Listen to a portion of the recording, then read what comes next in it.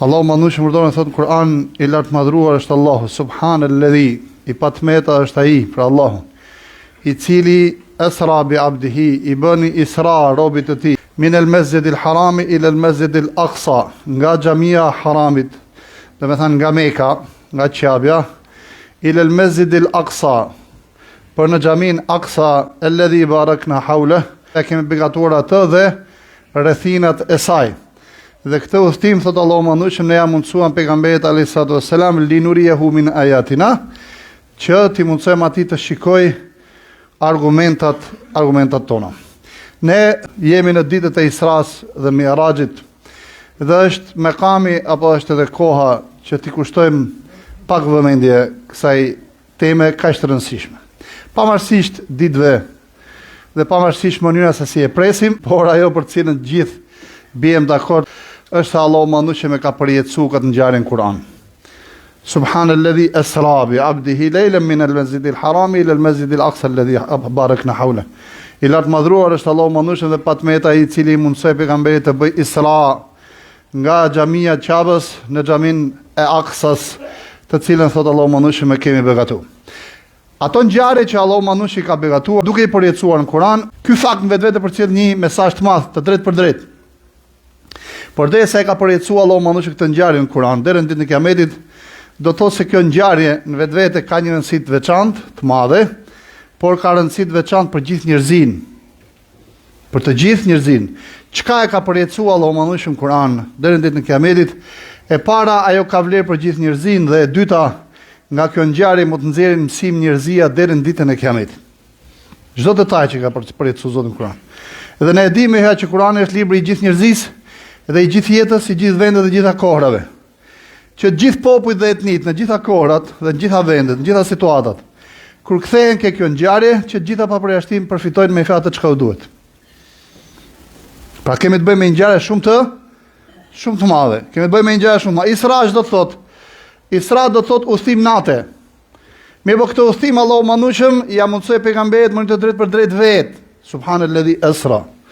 Allahu manushëm është i begat dhe i madhruar që i mundsoi pejgamberit sallallahu alajhi wasallam Isran.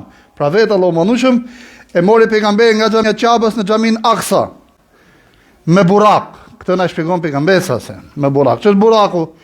Një kafsh meskujt mushkës edhe kalit ose gomarit dhe kalit. E bardh, na shpjegon pejgamberi, dhe komba ose hapi i kësaj kafshë arrin aty ku mbaron kush? Horizonti, shikimit ton. Pra ka që shpejt.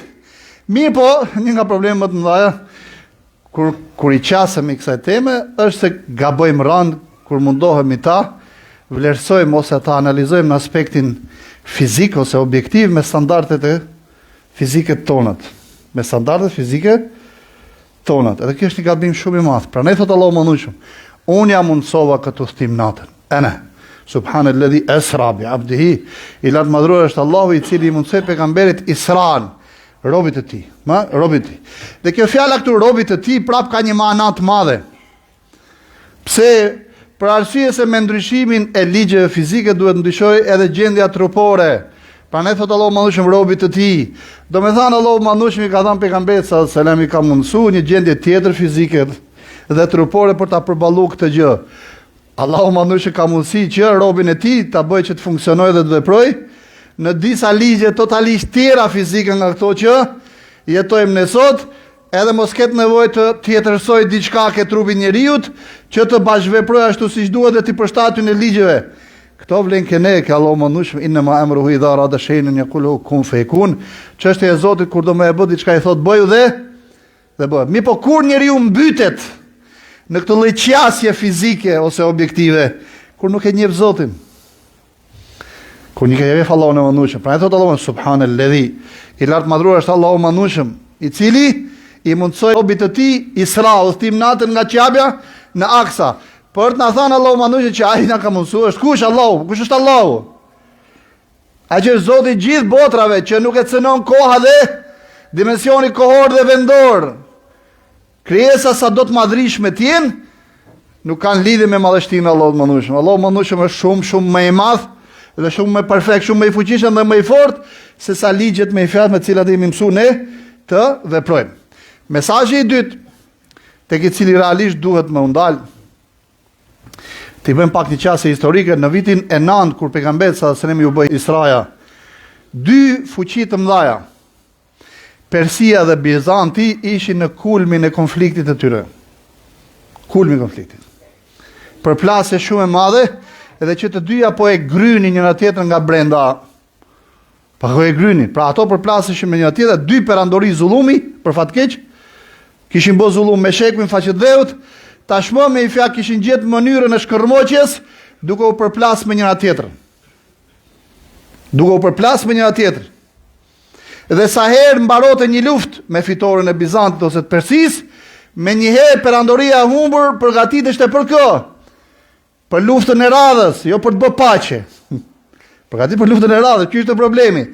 Dhe kjo tregonte se ato megjithmene kishin bërë një jetë në mënyrë të pavetëdijshme për ta shkatruar njëra tjetrën. Sepse njerëzit e mençur kur e shikojnë me një fjalë, e përjetuan një luftë, Dhe lufta i griu dhe i dogji, dhe në luftra në përgjithësi s'ka të fituar dhe të humbur. Sepse qindra mira jetët e njerëzve nuk i kthen kush. Dhe në luftra ka i problemo xhamat se edhe popujt ma të patakaqëm, kur vihet në diskutim ekzistenca e tyre, ta bëjnë gjëmën. Siç ka ndodhur apo jo Vietnami, Somalia, Afganistani etj. Bukur. Megjithatë njeriu s'merr vesh. Ti dole nga i luftë i shkatruar. Dole nga luftë i shkatruar, i dërmuar. Ekonomia, ushtria, populli. Megjithatë prap ti ngarën me një luftë tjetër. Edhe atje deli shkërmoqë dhe i shkatruar. Prap ngarën me një luftë tjetër. Çfarë tregon kjo vetvete? Tregon me një budallëk ose një arrogancë e cila është totalisht e verbër dhe sa do të mundohesh me i hedh projektorin e dritës nuk merr vesh.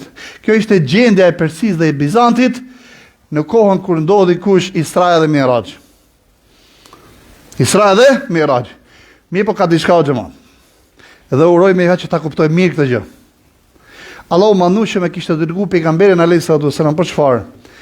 Për qenë mëshirë për gjithë botrat, edhe e kishte dërguar me një fjalë për të kultivuar farën e një civilizimi që do të zgjaste deri në ditën e Kiametit. Mi po ku ishte problemi? Me kë do ta bënte diçka të tillë? Do ta niste me kë? Me arabët. Çështja shumë e thellë psikologjike. Arabët çfarë ishin? Gjithmonë kanë qenë raaja të persëve dhe të bizantëve, domethënë popull i dorës së dytë tek Persia dhe Bizanti. Dhe kishin jetuar, si më thanë, me dekada dhe me shekuj në këtë regjim për fytyroni se çfarë u ishte kultivuar atyre në zemër. Dhe po t'i thoja atyre, dëgjoj, ju do të bëheni sebeb që do t'i jepni goditjen përfundimtare këtyre dy civilizimeve të zullumit, vëmendje o xhamat. Dhe veç kësaj ju do të ngrini një civilizim të ri. Ju do të ngrini një civilizim të ri në cilin do strehohet njerëzia deri në ditën e Kiametit. Çfarë do kishin thënë arabët që në fillim? Do kishin filluar duke qesh me kë? Me pejgamberin dhe fatikisht pati për atyre që qeshin me pejgamberin sas. Politeistët e Mekës fillon të utallë me pejgamberin sallallahu alajhi wasallam. Hipokritët me Medinë fillon duke utallë me pejgamberin sallallahu alajhi wasallam. Apo jo? Momenti që hapte Hendekun, çfarë tha pejgamberi? U shliru Persia, u shliru Bizanti, ra Egjipti. Ne sundum këtë, sundum atë, gjatë kohës që po hapte Hendekun. Do me thanë 10.000 ushtarë për para, këtu ishi 2.500, edhe hipokrizia mas shpine, edhe qfarë? Pabesia e qifutve racës ma të keqe faqet dheut, mas shpine. Kjo ishte situata. Qa tha me hipokritët? Ne kemi frikë me dalë, me kry nevojat fiziologjike jashtë, kurse ky na thot me i fjalë që ju do si ndoni botën. Mirë po fatikisht, kush do ta kultivonte o xhamat? Këtë siguri ndër këtë milet, ndër këtë ummet, ndër këtë brez, i cili ishte tamam fidanishtja e ummetit deri në ditën e Kiametit, dhe ajo fidanishte që kultivoi pastaj civilizimin islam deri në ditën e Kiametit. Kush do ta kultivonte? Do ta kultivonte pejgamberi alayhis salam, që do të thotë në radh part pejgamberit alayhis salam, i duheshti një yakin, një siguri e plot, e pa diskutueshme, që duhet buronte nga çfarë? Jo nga ilmul yakin, Jo nga dija e sigurt, por nga ainul yaqin, por nga syni i sigurt. Do me thanë duhet ta shifte me sytë vetë. Se me kë ka të bëj. Prandaj Allahu manushëm e mbyll Isra duke thënë çfarë? Linuriyehu min ayatina. Që t'ja mundsoj me fjalë atij të shikoj me sytë vetë argumentat tonë. Dhe pejgamberi alayhi salatu wassalam para se shkojë të takohet me Allahun e manushëm dhe të flasin në mënyrë të drejtë për drejtë, për të përjetuar mrekullinë më të madhe të dynjas dhe të ahiretit, dhe ky ishte me fjalë kulmi i kujt i yaqinit edhe i sigurisë, pa mrekullitë e Allahut manushëm edhe në natyrë, edhe në gjithësi.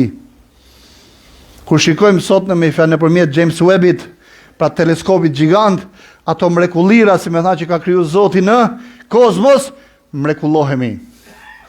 Dhe akoma zbulojmë. Përfytyrohet se çfarë sigurie përjetoi pejgamberi alayhi salatu wassalam, duke pa mrekullitë e Allahut manushëm, Zoti të gjithësisë. Dhe u kthy pejgamberi sallallahu alajhi wasallam për të kthyer dhe ne prapë me ky fakt në këtë hutbë, u kthy pejgamberi alayhi salatu wassalam dhe s'kishte ma dyshim, nuk kishte ma dyshim se feja Allahut manushëm do të triumfoj dhe se radha tashmë është e kujt? E muslimanëve për t'i strehu njerëzin të gjithë pa përjashtim tek mëshira e Allahut manushëm, Zotit të gjithësisë. Dhe pejgamberi alayhi salatu wassalam me sytë e tij këpa, e para ka pa dimensione të krijimit të papame ndonjëherë, dimensioni i krijimit papa. Po xhamat, vetëm grivrima e zezë që i përpin planetet që tretët, bëhet fjalë me miliona, për mos me thanë me qindra miliona vite, dritë për me shku ne deri atje. Dhe dimensionet e saj akoma ne nuk i dim. Përfiturohemi me një vrim e zezë, e cila përpin me fjalë yje, apo planete që janë me miliona dhe qindra miliona herë më të mëdha se sa toka dhe se sa dielli. Përfiturohet, si me thanë, madhështinë e krijimit të Allahut manushëm. Pejgamberi e pa me sy. Pa me sy edhe kë Xhibrilin alayhi salatu wassalam sërish dhe me lajket e Allahut manushëm, sepse sa herë që trokiçin në një derë qielli, me lajket e Allahut manushëm thonë kush është ky? Ky është Xhibrili me pejgamberin alayhi salatu wassalam dhe nguteshin për t'ia hap derën pejgamberit sallallahu alaihi wasallam. Pra një pejgamberi që ju hapën dyert e kujt? Edhe të qiellit, pastaj ju hapën edhe dyert e tokës. Po të na thanë Allahu manushëm, nëse ne si musliman do të jemi në nivelin e duhur të këtij mesazhi dhe misionit, të cilit janë hap dyert e qiellit, s'ka pikë dyshimi me fjalë që do të hapen dyert e tokës. Ka dyshim kjo? Problemi ku është? Pikërisht te kjo vlera që quhet yaqin dhe siguri që Allahu manushëm ja kultivoi pejgamberit alayhi salatu wassalam, ndër të tjera edhe nëpërmjet Isra's edhe Mi'rajit. Isra dhe Mi'raji brenda një natë janë të dyja. Dhe u afru pejgamberi alayhi salatu wassalam bashkë me Xhibrilin pasi kaluan mbi qiellin e 7 deri ke Sidreja, pema e Sidrit. Se si është ne nuk e dim. Ama Sidratul Muntaha. Aty i tha Xhibrili pejgamberit sa se o pejgamber vazhdo. Po sa hajde më shoqëro se edhe për pejgamberin është diçka totalisht e re. Tho Muhammed, unë tha deri këtu e kam kufinin, këtu e tutje me fjalë, është për të vazhdosh vetë se po afrova, qoftë edhe pakun digjem. Pra përfituron e Allahu manushëm i ka dhënë takat pejgamberit sallallahu alajhi wasallam me duru dritën e cila rezatonte me fjalë për te kujt Sidratul Muntaha, kurse Xhibrili, që është kriju nga drita, nuk duronte dot, do të thënë nuk ja përballonte qenia e tij. Pse si ta kuptojmë këtë? Mos mundo ta kuptosh hiç. Thjesht kthej ku? Te ka që ka kriju qetë dhe tokën dhe që ka kriju Xhibrilin dhe pejgamberin Muhammed alayhi salatu wassalam. Mi po këtu kemi edhe një mesazh tjetër. Pra Xhibrili nuk e duroi forcën e rezatimit të dritës. Ja mundsoi pejgamberit alayhi salatu wassalam për t'i thënë: "O Muhammed, shkaqet e forcës tande në dynja jam unë që i krijoj. Ti thjesht nalso në nivelin e këtij mesazhi dhe misionit për cilin kam dërguar." Dhe zbriti pejgamberi sallallahu alajhi wasallam pasi komunikojnë në mënyrë të drejtë për drejtë me Allahun e mandueshëm, me Zotin e gjithësisë, zbriti në tokë dhe nuk është vret më prej pejgamberit alayhi salatu wasalam. Edhe pse para këtij rasti. Po pas këtij rasti nuk është vret më prej pejgamberit alayhi salatu wasalam gjendje plogështie apo lodhje apo dorëzimi. Goditja më e madhe që mori pejgamberi sa ishte në betejën e Uhudit në vitin e 3. O xhamat, vitin e 3 pejgamberin e çan fytyrën, ja çan kokën, ja thyn dhomët. I vran Xhaxhain dhe 63 apo 73 me fjalë për shokëve të tij. Do me thënë e këputën me fjalë, këputën krahët pejgamberit sallallahu alajhi wasallam. Megjithatë, pasi mbaroi betejë e Uhudit, nuk u mor pejgamberi sallallahu alajhi wasallam pse e bënë çysh e bënë, duke i thënë këtij, duke i thënë atij, duke i thënë këtij, duke i thënë atij. Po u mobilizu prap sepse dëgjoi o xhamat. U mobilizu prap pejgamberi sallallahu alajhi wasallam. Tha me kusht vetëm ata që kanë qëndruar me mua në Uhud dhe nuk kanë lëshuar shpata dhe nuk e kanë marrë me të katra, vetëm ata. Mi pa ata që kishin qëndruar me pejgamberin u rrishin plagët gjak. Ata tha, vetëm ata të vinë me mua. Ku? Tu turremi mas shpine, tu shkojmë mrapa, jo mas shpine, tu shkojmë mrapa politeistëve që janë mbledhur në filan vend por tu mobilizu prap për tu ra muslimanëve. Pse ç'a bën ata?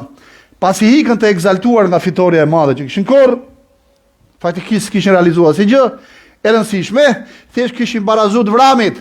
Me po të vramit ku ishin o xhamat? Të vramit aty në ku? Në xhehenem. Po të vramit e sahabëve ku ishin? Xhennet. Pa ka ndryshim këtu? Pa, absolut ndryshim është qarë. Wa inna darul akhirati la hiya darul haywan law kanu ya'lamun. Ahireti është shtëpia e përjetësisë, nëse do ta dinin. Pranë edhe pejgamberi sa edhe pse u vran 70 veta, edhe Xhaxhai i tij që ishte me fjalë pothuajse i fundit nga farefisi i tij që i jepte mbështetje pa kursim dhe me gatishmëri më të madhe sakrificës, pra pejgamberi sa gjetë forcë me i dal përpara armikut. Me i grup njerëzish tashmë, nëse me i fan betejën e Uhudit ishin 700, kishte ngel 1/3 e atyre që kishin qëndruar me pejgamberin sallallahu alajhi wasallam. Megjithatë prap mori rrugën. Ku shkojmë? Tha po përgatiten prap me nara. Sepse pasi u hiku ajo egzaltimi i madh, u ulën politeistët me njëri tjetër dhe thanë po ne s'kem realizuar si gjë. A erdhëm në Medinë për ta shkull nga rrajnjët pejgamberit Muhammed, ndërkohë që ai është gjallë. Është gjallë. Ne nuk e vram. Do të thonë qëllimi nuk u realizu pejgamberi sallallahu alajhi wasallam. U nis prap. Nuk u dorëzu, 70 vrarë, i qa edhe i masakru, i dërmu krejt trupit me i fjalë gjithë me plag, atje, nga buroni Allah gjithë kjo forcë. Pejgamberi alayhis salam asnjëherë nuk merre me këmbë dështimin e çkurës. Dhe transmetohet se asnjëherë pejgamberi sa nuk është marrë. Pra nuk transmetohet se pejgamberi është ul me sahabët me fjalë kaçak atë që ndodhi në Uhud. Pyetja është me nga buroi me fjalë kjo forcë. Buroi me fjalë nga yekini dhe siguria që i kishte dhënë Allahu mëndueshëm. Ndër të tjera edhe nëpërmjet Isras dhe Mi'rajit. Pyetja është me apo mirë ne u masakrum. Hajde tash me fjalë të dorëzohemi këtyre politeistëve, të paktën me fjalë mos shkatron kjo pjesë që ka ngel. Pejgamberi e ditë mirë se i ligu, ky lloj i ligu nuk merrte vesh gjë tjetër përveç se kë. Gjuhën e shpatës së xhamat. Dhe pejgamberi e dinte mirë këtë, pra ne nuk kishte zgjidhje tjetër përveç se përballje. Përveç se përballja, forca, fuqia. Dhe kështu pejgamberi alayhis salam kultivoi atë brez edhe ndërtoi atë sistem sigurie, e cila vetvete do të ishte themeli i kujt? I atij civilizimi që do të trashëgonte tashmë prej Allahut mëndueshëm sundimin dhe drejtimin e botës pas persëve dhe bizantëve deri në ditën e Kiametit. Po tilkel ejam nudawiluha bainan nas. Edhe këtij fakti Allahu mëndueshëm këtë e shnoshi me çfarë? Me ligje hynore. Një nga ligjet hynore, wa tilkel ejam nudawiluha bainan nas, edhe këto pozicione dhe këto ditë thot Allahu mëndueshëm ne i ndrojmë ndër njerëz. Mi për këtyne ligje o xhamat duhet me i besu. Dhe ajo që ndihmon kush është? Siguria në Zot. Pra ne kemi atë një Turqi që i beson këtyne ligjeve. I beson këtyne ligjeve. Dhe është një intervistë shumë e bukur drejtorit të Treshit, këtij Bajkarit. Dhe thot me fjaton 100 vite që ne i kemi humbur, pra ummeti i ka humbur, duhet me i shfrytzu me punë të pandalme. Dhe nëse ne duam rezultate të jashtëzakonshme, duhet punojmë çfarë? Me mund edhe me djers dhe me lodhje të jashtëzakonshme. Edhe me vërtet ajo po ndodh. Nga buron kjo këmbgulje o xhamat. Buron nga yaqini billah, nga siguria në Allahun e manushëm dhe nga këmbgulja për të zbatuar shkaqet deri në shkakun më të vogël dhe më të pavlesh. Allahu manushëm I mundsoi pejgamberit sallallahu alajhi wasallam, pra le të ndalemi në pak sekonda në dy stacione shumë të rëndësishme, I mundsoi pejgamberit sallallahu alajhi wasallam për ta shijuar dhe për ta kuptuar në mënyrë të drejtë për drejtë, jo me insinuata, por me I fjalë për ta parë me sytë e tij. Pejgamberit I mundsoi që të falit imam I kujt? I gjithë profetëve, ndërta që ishte dhe Ibrahimi alayhi salatu wassalam. Dhe pejgamberi sallallahu alaihi wasallam kur erdhën me u fal, transmetohet se pejgamberi sallallahu alaihi wasallam I tha Ibrahimit alayhi salatu wassalam me u fal si imam. Dhe I tha Ibrahimi alayhi salatu wassalam, ti o Muhammed falu si imam. Edhe pse Ibrahimi ishte baba I profetëve, për t'i thënë me fjalë Muhammed sallallahu alaihi wasallam dhe ummetit të tij që stafetën ti mua kam dorëzuar ju. Pa ti Muhammed me fjalë tashmë do ta drejtosh, me thanë njerëzit deri në ditën e Kiametit, dhe ti do ta mbash stafetën e hakut dhe të vërtetës deri në ditën e Kiametit. Ky ishte mesazhi I parë që mori pejgamberi sallallahu alajhi wasallam. Mesazhi tjetër është se Allahu manush I mundsoi pejgamberit sallallahu alajhi wasallam, I dhuroi dhuratën më të madhe që I ka dhuruar pas me fjalë misionit, I dhuroi namazin. I dhuroi namazin. Për t'i thënë ndër të tjera, o Muhammed, misioni jot është shumë I madh. Është misioni I kujt? I mbartjes së hakut dhe stafetës të vërtetës deri në ditën e Kiametit, stafetën e gjithë profetëve. Mirë, po kjo kërkon çfarë? Kërkon forcë, kërkon siguri, kërkon jekin, kërkon qëndrueshmëri. Dhe gjitha këto ti ke mundësi me I marrë nëpërmjet meje, ose nga unë nëpërmjet kujt? Nëpërmjet namazit, nëpërmjet namazit. Dhe mos harrojmë një parim o xhamat. Sa më shumë I kërkon vetes njeriu në dynja, ndash për çështjeve të dynjas dhe ndash për çështjeve të ahiretit. Dhe veçanërisht ata që duan me bë hajër, sa më të lartë ta kenë objektivin dhe misionin, aq më shumë kanë mundësi me e shiju namazin. Në shumë raste ne harrojmë sa namazi, që ne falim 5 herë në ditë apo edhe ditën e xumë, në vetvete është farë furnizuesi jon me energji të vazhdueshme për të realizuar ato qëllime që I kemi vënë vetes. Prandaj kujdes parimi, sa më të ulta objektivat, aq më pak e shijojmë namazin. Sa më të larta objektivat, ndërkohë që ne, pa supozohet që ne e kemi kuptuar këtë marrëdhënie me Zotin apo jo. Sa më të larta synimet dhe objektivat, aq më shumë e shijojmë namazin. Dhe I themi Allahut manushëm, o Allah I manushëm, siç tha pejgamberi sallallahu alajhi wasallam, shkaqet e dynjas kanë shtëru, mirë po ti je krijuesi I gjithë shkaqeve. Dyert e dynjas janë mbyll, mirë po dera jote nuk mbyllet asnjëherë. Gjithë dynja jam ka braktis, siç ndodhe me pejgamberin, por ti nuk e braktis robin tënd asnjëherë.